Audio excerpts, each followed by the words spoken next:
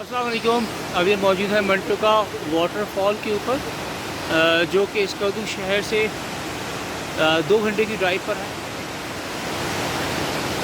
बहुत खूबसूरत मंज़र, नीचे दरिया बह रहा है